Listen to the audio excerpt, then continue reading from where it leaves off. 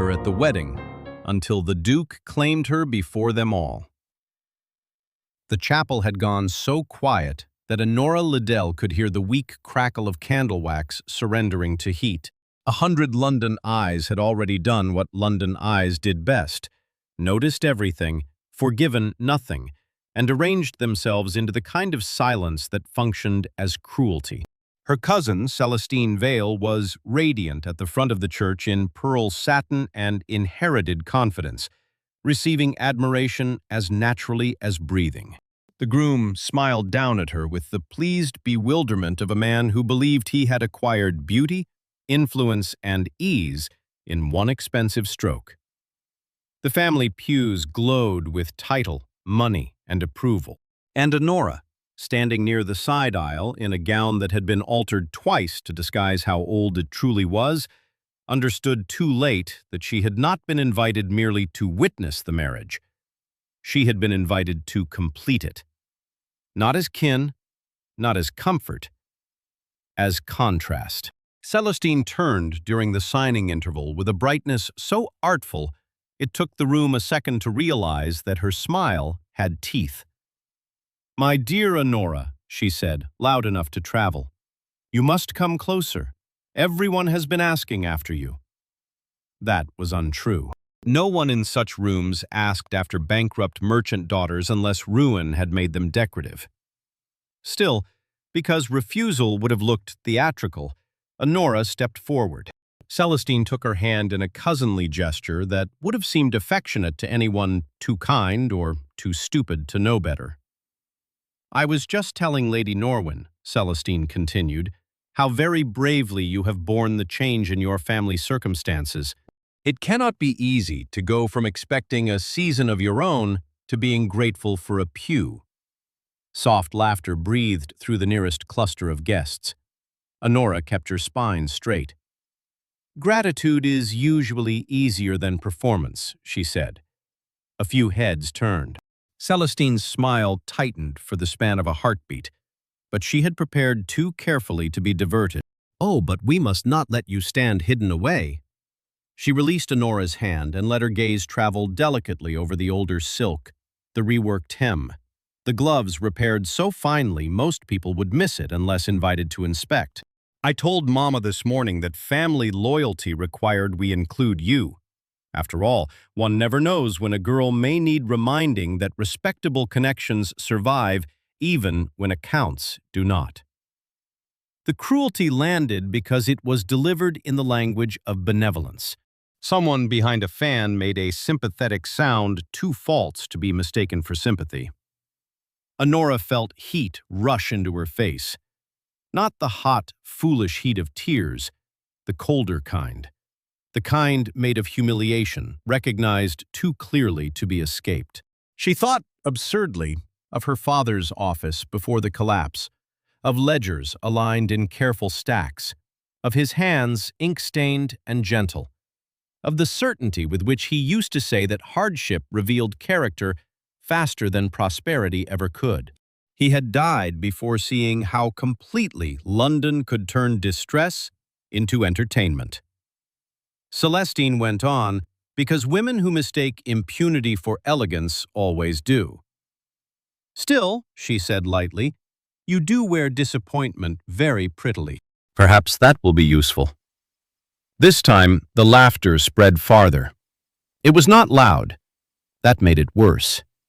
Honora looked around the chapel and saw, with one devastating sweep, every form of cowardice society permits itself.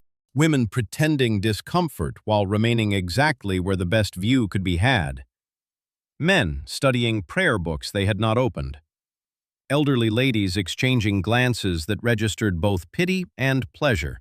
Younger girls watching with the avid attention of those relieved that disaster belonged, for one blessed moment, to someone else. Pain.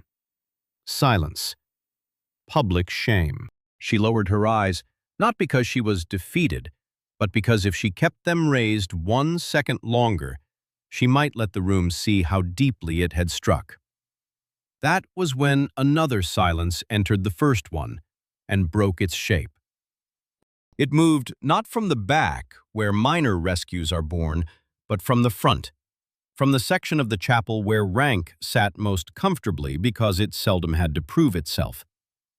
The Duke of Ravencrest had turned. Theron Ashford was not a man people described as warm, though many described him as dangerous, and nearly everyone described him as exact. At 34, he had inherited too young, mastered too quickly, and disappointed too many ambitious families by proving far harder to maneuver than his title suggested he should be. He had the kind of face artists loved and politicians disliked, severe enough to be memorable, controlled enough to reveal very little, and handsome in the stripped, disciplined fashion that made weaker men look overdone beside him. He had been seated among the highest-ranking guests near the altar rail, a dark and composed presence amid satin and dynastic satisfaction. Now he rose. No one announced him. No one needed to. Conversation, such as it was, died completely. Theron walked down the aisle with the unhurried certainty of a man who had never once in his life asked permission from a room before altering it. He stopped before Honora. For a moment, she could only look at him.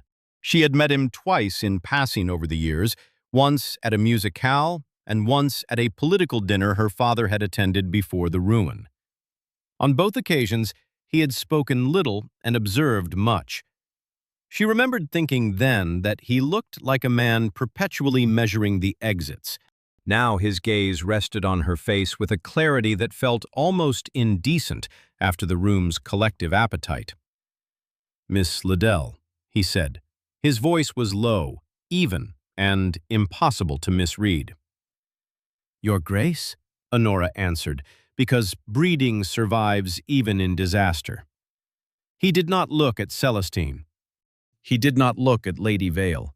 He looked only at Honora. "You are standing in the wrong place." The chapel seemed to stop breathing. Before anyone could decide whether this was rescue or fresh humiliation, Theron offered her his arm. "Come with me." It should have felt theatrical. Instead, it felt fatal. To somebody, though Honora did not yet know to whom. She knew three things at once: that the entire church was watching, that refusal would create a second scene worse than the first, and that the Duke's expression held no mockery at all. So she set her fingers lightly on his sleeve. They walked together through the chapel and into the reception hall prepared beside it, where the wedding breakfast had already been laid in polished silver and floral abundance. A servant, seeing the Duke approach, instinctively moved to pull back the chair at the prestigious central table reserved for titled family and selected intimates. Theron took the chair himself and turned it slightly. "For Miss Liddell," he said. No one protested. Again, no one dared. Honora sat. The room was not merely shocked. It was forced into a recalculation so violent it bordered on spiritual fatigue. Celestine had meant to reduce her. Theron had answered not with comfort, but with rank. And rank, in that room, spoke more fluently than kindness ever could. When he took his own seat beside her, the Duke finally looked toward the hosts. "I trust," he said, in a tone of almost elegant boredom, "that the celebration may continue." It did, because what else could it do? Yet nothing in the room was the same. If this is the kind of historical drama that stays with you long after the last line, like the video and subscribe to Quiet Fires of America. 3 hours later, when the breakfast had dissolved into carriages, whispers, and strategic departures, Honora was shown not into a drawing room, but into the library at Ravencrest House. It should have alarmed her more than it did, but humiliation exhausts fear by consuming its oxygen first. Theron stood near the mantel, one hand resting on the back of a chair, as though refusing to arrange himself too comfortably while she remained uncertain. "You may sit if you wish," he said. "I have done a dangerous amount of sitting for one day." Honora replied. Something changed near his mouth. Not a smile exactly, the possibility of one. That, he said, is the first honest remark anyone has made since the service began. She remained standing. Why did you do it? Because your cousin was cruel. That is not enough to move a duke. No, he said, it is enough to disgust a man. Honora held his gaze. Men are often disgusted in private and decorative in public. Which is why, he said evenly, I chose public. The answer unsettled her more than any polished reassurance might have done. He crossed to a writing table, picked up a folded document, and returned. I will be plain, he said. Your rescue has already become a story. By this evening, it will become a theory. By tomorrow, it will become a problem for both of us, unless we give society a more useful narrative than the one it is now inventing. Honora went still. What narrative? That my interest in you was not impulsive. The words landed with cool precision. He set the document down between them. It was not a contract in legal form, but it was near enough in spirit to deserve the name. I need a courtship, he said, a visible one, immediate, convincing, and inconvenient to the people presently attempting to arrange my marriage to Lady Evelyn Mercer. Honora had heard the rumors. Everyone had. Lady Evelyn was beautiful, impeccably connected, and backed by a family whose debts were somehow always private and whose political reach was somehow always public. And I, Honora said, am to serve as interruption. You are to serve as the woman I prefer. She gave him a look so flat he almost deserved it. What do I gain in this miracle of strategic feeling? He did not flinch. Protection from the consequences of this morning. A respectable explanation for my intervention. Financial security sufficient to restore your independence from your aunt's household. And, if you wanted, assistance reviewing the remains of your father's business affairs. That last part entered her more sharply than the rest. My father's affairs are beyond saving. Perhaps, Theron said, but collapses are often described by the victors before the ledgers have had their own say. Honora's breath caught, though only slightly. She had lived for 2 years under the accepted version of events. Jonas Liddell, a careful merchant, had overextended himself at the wrong moment, lost a sequence of ships, trusted the wrong insurers, and died of the strain a few months after the worst of it. That was what London said. That was what her aunt repeated. That was what Celestine enjoyed reciting in polished euphemisms. But Honora had never believed the story was complete. What would such a courtship require, she asked. Attendance at selected events, walks in visible places, enough private civility in public rooms to feed gossip without feeding scandal. Absolute discretion between us, and honesty where strategy demands it. You speak as if affection were a campaign map.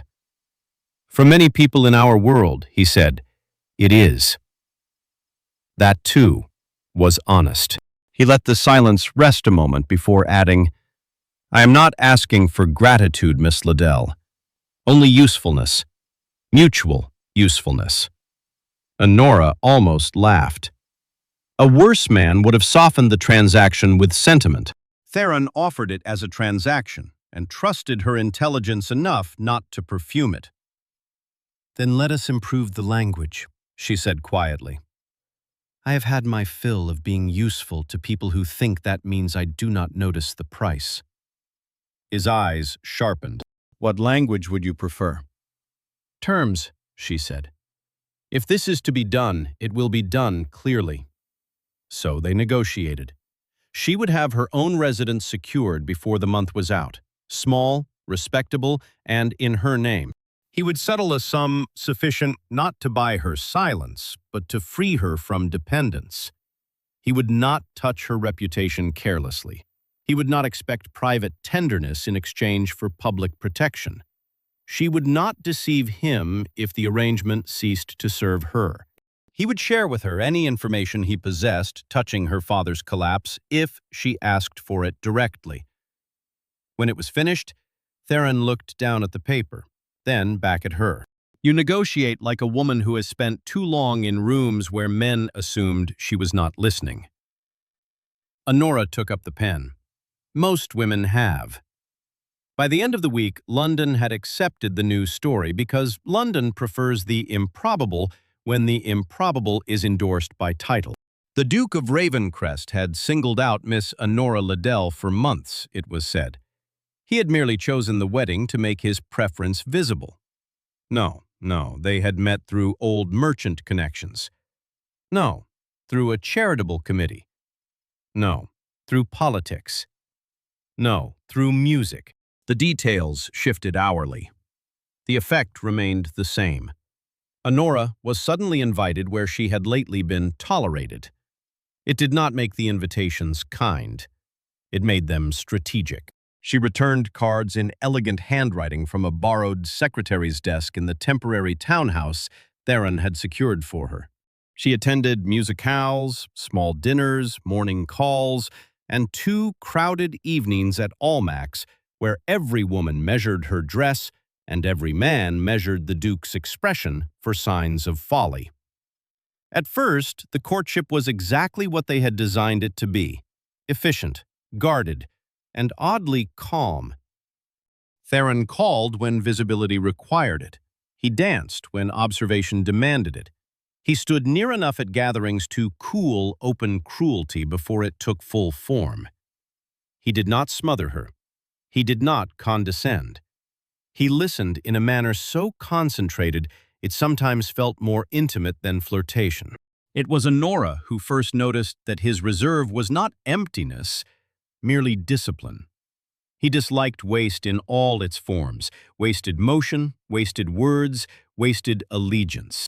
He had been raised by a father who believed emotion weakened negotiation and a mother who disguised political intelligence as graciousness because that was the only shape her rank permitted it. He had learned too early that people loved a duke more easily than they loved a man, and that most of what passed for affection in titled rooms was simply appetite dressed for dinner. You speak of society, Honora told him one evening as they walked the edge of Hyde Park under the attention of 3 visible chaperones and 40 invisible opinions, as if you are both its creature and its enemy. I am both, he said. And which do you prefer? On most days, neither. She looked at him. Then why not refuse it altogether? He returned the look with that unnerving directness she had begun to recognize as his version of trust. Because estates do not maintain themselves. Tenants do not feed themselves. Younger sisters do not launch themselves. I can afford to dislike the machine. I cannot pretend I am not inside it. That answer stayed with her. It also made her more dangerous to him, though neither of them said so yet. Understanding is often the first intimacy worth fearing. Meanwhile, Celestine, deprived of the easy satisfaction of Honora's diminishment, grew brighter and sharper by turns.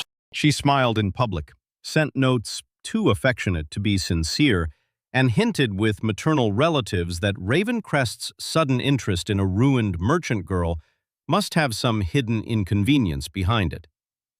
Lady Evelyn Mercer was subtler. She did not sneer. Women of her kind seldom needed to. Instead, she observed. She asked elegant questions. She noted who lost influence each time Theron was seen with Honora rather than herself, and she never once behaved badly enough to be dismissed as merely jealous. That made her dangerous. The first true crack in the accepted story appeared 6 weeks after the wedding, in a morning room full of flowers too expensive to smell honest.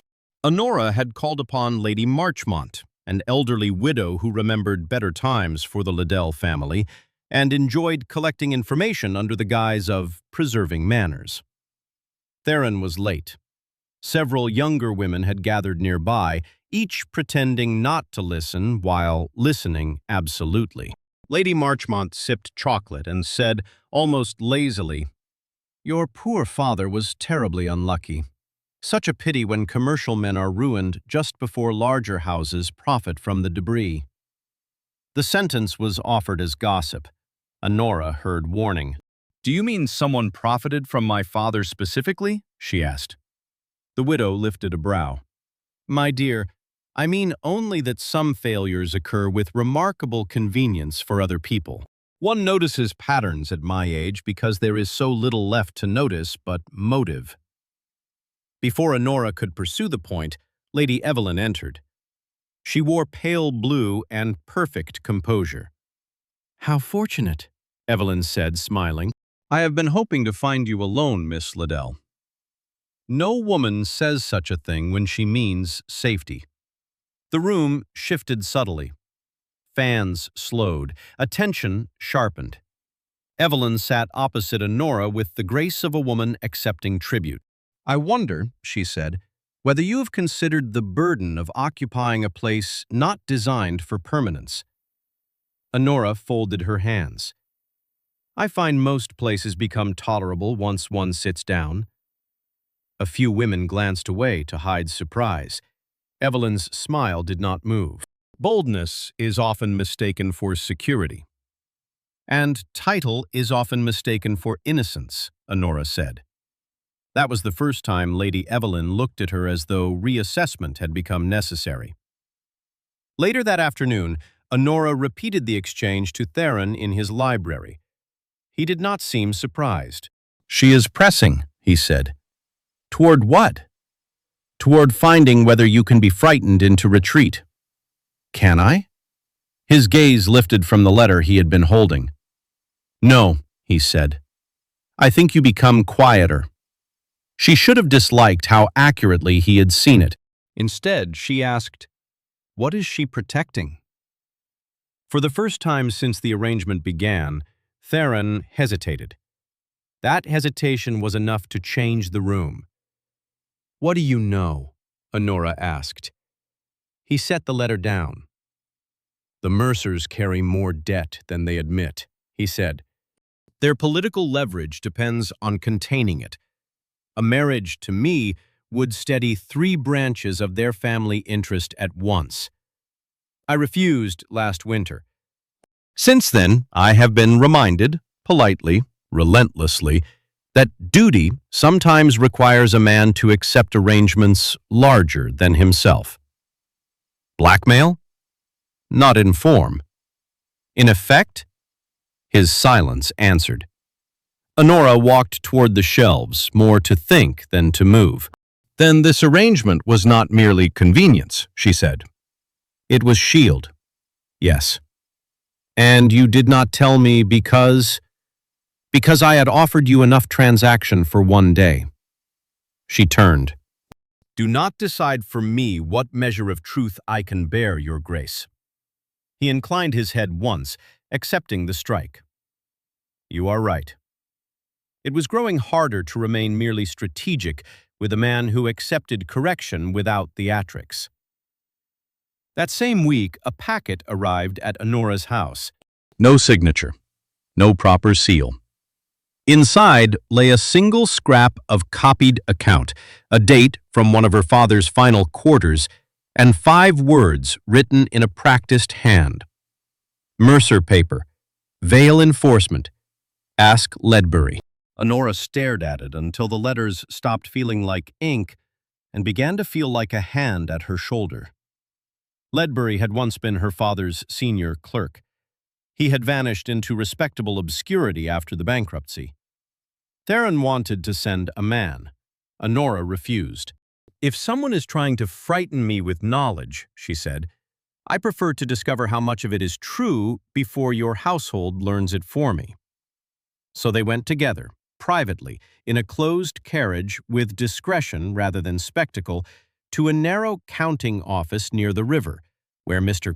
Ledbury now kept books for smaller firms and looked, when he saw Honora, like a man confronted by both memory and debt. He tried denial first, then vagueness. Then, the old, cowardly appeal to protecting reputations that men always invoke when the reputations in question are not women's. It was Honora who broke him, not with tears, not with fury, with sequence. She placed before him 3 dates from her father's accounts, 2 insurance adjustments, and a shipping delay that coincided with a Mercer-backed loan recall. "You knew," she said quietly. "Perhaps not all of it, but enough." Ledbury looked at Theron, perhaps hoping male rank might soften what female precision had sharpened. The Duke said nothing. At last, the clerk sat down very slowly. "The first failure was genuine," he whispered. "One vessel was lost, fair and honest. After that, pressure came too quickly. Credit tightened where it should have stretched. Insurance questions multiplied. A warehouse lien appeared through a holding concern no one could fully name. Your father believed he had offended a cluster of larger interests by refusing to sell certain routes cheaply." "Mercer?" Honora asked. Ledbury swallowed. "Mercer financing, Vale intermediaries, not enough to hang anyone, more than enough to ruin a merchant already wounded." "And my father knew?" "He suspected. Then he became ill. Then he died. After that," he looked away. "After that, your aunt was persuaded that quiet settlement was kinder than litigation." Kinder. The word nearly made Honora laugh aloud. "What has any of this to do with Lady Evelyn's family forcing Ravencrest's hand?" she asked. Ledbury hesitated again. "A great deal, I think. The same debts moved through the same paper channels. If the Duke married Mercer, old obligations would vanish into kinship. No one would ask who profited when." When they left, London looked the same. That was one of the crueler facts of life. Cities do not alter their weather simply because your history has changed shape. In the carriage home, Theron sat opposite her with unusual stillness. "You were right," he said. "About what?" "That collapse is often described by the victors." Honora looked down at the copied figures in her lap. "My father was not a fool." "No," Theron said. "I think he was in someone's way." She turned toward the window because grief had a way of arriving sideways when anger first opened the door. After a long silence, Theron said, "If you wish to stop now, we can stop. I will settle you beyond the reach of any of them. You need not fight publicly." That was the moment she understood the difference between protection and possession. A man who wished to own her would have pushed her toward the outcome that best suited him. Theron, for all his control, was offering retreat because he could see the cost. Honora folded the papers once, precisely. "No," she said. "If they taught me anything at all, they taught me the price of leaving truth in the hands of people who call silence mercy." From then on, the arrangement changed. They still attended public events. They still allowed the courtship to live where society could feed upon it. But behind the visible ritual, a real alliance formed. Honora traced paper trails through old merchant ledgers, letters, and debt instruments. Theron used legal channels, personal loyalties, and the fear his title inspired in weaker men to pry open doors that had stayed politely closed for years. Together they discovered not one grand melodramatic conspiracy, but something truer and therefore uglier. A web of pressure, favors, concealed debt, strategic delays, and marriages proposed not for affection or even ambition, but for cleanup. Celestine had not created the system, but she had known enough of it to enjoy Honora's fall. Lady Evelyn had not forged the earliest papers herself, but she had understood that marriage to Ravencrest would bury the worst remains beneath respectability. Honora did not need to become a different woman to face them. She only needed to become a woman no longer willing to remain decorative inside her own life. The final confrontation came at the Mercer Spring Assembly, an evening designed to display wealth so confidently that even the flowers seemed politically instructed. The ballroom blazed with candlelight reflected in mirrored panels. Music moved. Diamonds flashed. Names passed from mouth to mouth like currency. Theron arrived with Honora at his side. She wore deep silver blue, severe enough to be elegant, and elegant enough to feel like armor. The room registered them in one long pulse of attention. Lady Evelyn approached before the second set had begun. Celestine, who had secured an invitation through a maternal connection and could never resist proximity to spectacle, drifted near as if drawn by poison recognizing its own vessel. "My dear Miss Liddell," Evelyn said pleasantly, "how brave of you to continue appearing." "Courage is easier once one becomes practiced," Honora said. Celestine gave a small laugh.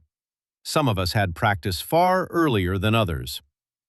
Theron's expression did not change. "Then one hopes the lesson improved character." The hit was so clean, Celestine almost missed that she had been struck. Evelyn's gaze cooled. "Your Grace, surely this little pageant has lasted long enough. People are beginning to imagine your intentions are serious." He answered without looking at her.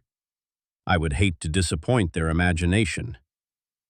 That was when Evelyn made her mistake. Perhaps she thought Honora still frightened enough to shrink. Perhaps she had mistaken endurance for ignorance. Perhaps she simply believed that women without title eventually returned to the margins if pressed with sufficient elegance. She smiled and said, just loudly enough, "One cannot build a duchy on sentiment and merchant wreckage." Honora set down her fan. The motion was small. The room somehow felt it. "No," she said. "But one may very nearly finance a desperate marriage on predatory debt, concealed obligations, and the remains of a merchant family inconvenient enough to be ruined." Silence spread in rings. Evelyn did not move. Celestine did, only slightly. Enough. Honora continued, her voice low and devastatingly clear. "I had thought London merely cruel. It has lately improved itself by becoming instructive. A man loses a vessel. Credit tightens unusually fast. Insurance reluctance appears from nowhere. Pressure arrives through intermediaries. A family under debt seeks rescue through alliance. And all the while, certain ladies speak of dignity as if it were a thing inherited rather than practiced." Theron stepped beside her, not ahead, beside. That mattered more than the room yet understood. "I believe," he said, "that Miss Liddell refers to documents now in my solicitor's possession, including Mercer-associated loan instruments, Vale-linked enforcement letters, and account copies tying the late Jonas Liddell's collapse to interests that later sought to secure my hand under conditions of remarkable urgency." Someone dropped a glass. No one looked. Evelyn's mother went white beneath powder. Celestine finally lost the easy structure of her face. "This is absurd," Evelyn said. "Is it?" Honora asked.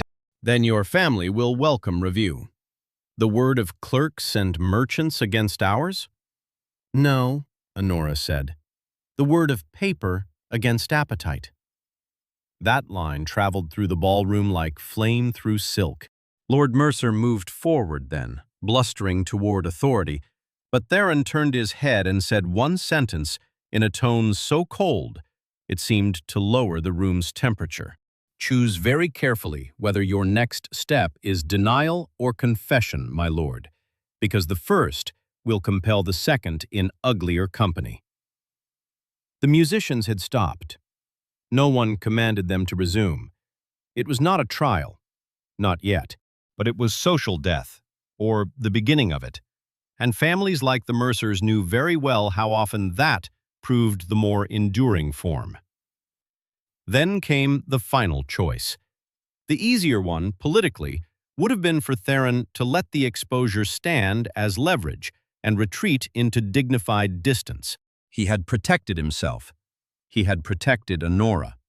The alliance threat was broken. No one could have blamed him for ending the performance there. Instead, he reached for her hand. Not dramatically, not like a lover in a foolish play. Like a man making a declaration in the only language his class truly respected. Certainty before witnesses. "I will spare the room further invention," he said. His eyes were on Honora, not society. That was the first shock. The second was what followed. "My intentions," Theron said, "are serious. They ceased to be strategic some time ago, which was inconvenient, but not unwelcome. I asked Miss Liddell first for an alliance. I stand beside her now because I have found no title, no duty, and no arrangement worth more than the woman herself." The silence that followed was not the silence of mockery. It was the more dangerous kind. The kind that arrives when hierarchy has just been contradicted successfully, and no one knows whether to condemn it or admire it. Celestine looked as if she had been slapped by history. Eveline looked as if she had been left in a room where all mirrors told the truth. Honora could not speak immediately. Not because she was overcome, though she was, because she had lived too long inside conditions to trust declarations simply because they were beautiful. So she asked the only question that mattered. "In this room?" she said softly. "Before them all?" Theron's grip tightened just enough for honesty, especially here. Something in her, long disciplined by caution, gave way, not into weakness, but into permission. She looked at the room that had watched her humiliation at one wedding and now watched her reversal at another kind of altar entirely, the public tribunal of rank, appetite, and consequence. Then she looked back at him. "Yes," Honora said, not because a duke had chosen her, because the man had. Their wedding 3 months later was quieter than Celestine's had been, and remembered far longer. Not because the flowers were finer or the guest list grander, but because people could not decide whether they had witnessed a love match, a political revolt, or the most elegantly executed social correction of the decade. The truth was less theatrical and more difficult. It was a marriage built after humiliation, through strategy, and into trust. Honora did not become a duchess by vanishing into Ravencrest's shadow. She entered the house with ledgers in one hand and judgment in the other. Theron did not discover tenderness by becoming softer than he was. He discovered it by becoming more honest, more teachable, and less afraid of being seen to value what the world had taught him to treat as ornamental. Celestine married well enough, though never again as easily. The Mercers survived in reduced dignity. Mr. Ledbury was installed in safer work and developed, late in life, a conscience nearly strong enough to resemble character. London, deprived of easy cruelty in Honora's direction, found other women to wound as cities always do. But it did so under the added irritation of knowing that one ruined merchant's daughter had not remained where she had been placed. On the first morning after Honora's wedding journey, she stood with Theron on the terrace at Ravencrest House while the city paled into day. "You understand," she said, looking over the gardens silvered with early light, "that if you ever begin speaking of me as though I were one of your administrative triumphs, I shall make your duchy profoundly uncomfortable." He turned to her. For once, the smile came fully. "I understand," he said. "And if you ever begin mistaking yourself for someone I rescued, I shall consider it my duty to remind you that you did most of the work." Honora looked at him for a long moment. Then, because the morning was honest and the future no longer felt like a corridor built by other people, she placed her hand over his. Below them, London continued as it always had, calculating, glittering. hungry. But for the first time in years, Honora Liddell did not feel herself standing outside power, waiting to see what cruelty it would invent next. She felt what was rarer, harder, and infinitely more dangerous. Chosen, equal, and impossible to return.